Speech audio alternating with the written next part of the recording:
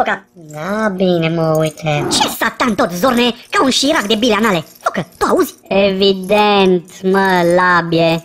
Așa sună ca un corbolun de vaci, de stepă, de pleu, de șer, de geaba. Yes, focă, ce e asta? Nu sigur, poate... Aoleu, maică, uite-ai să vă prezint.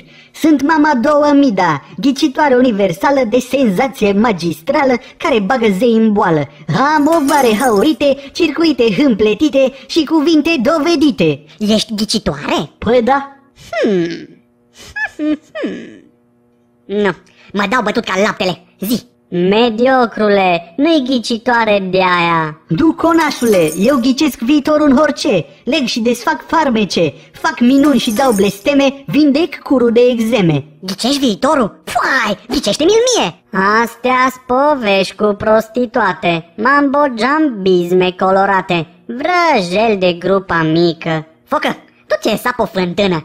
Aci nu-i de tine, tu nu ești spiritual, nu simți magia. Da. Hai, maică, întinde mâna să-ți citească baba treaba. Câți copii au murit în palma aia? E nevoie de liniște. Taci! Aoleu, e de rău.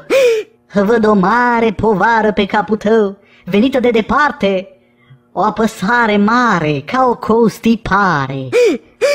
Și văd O labă tristă. Văd că ai un viitor întunecat, distrus și dezmembrat.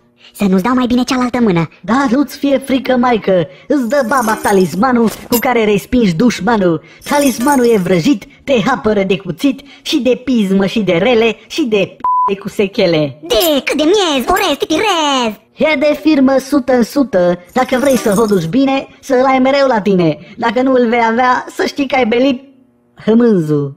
Îți sincer mulțumesc din procesor. Hai, gata, Bâlciu, du-te tare că ocupi spațiu. Păi, dă-te dracu că ești urât și nu te f***e nimenea.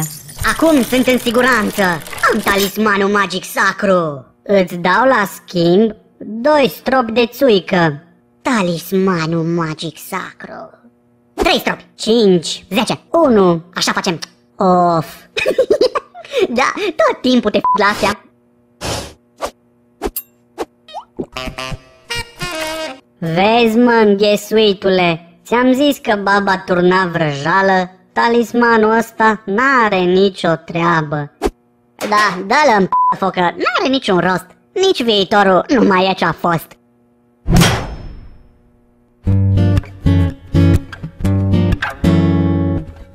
Nici viitorul nu mai e ce-a fost.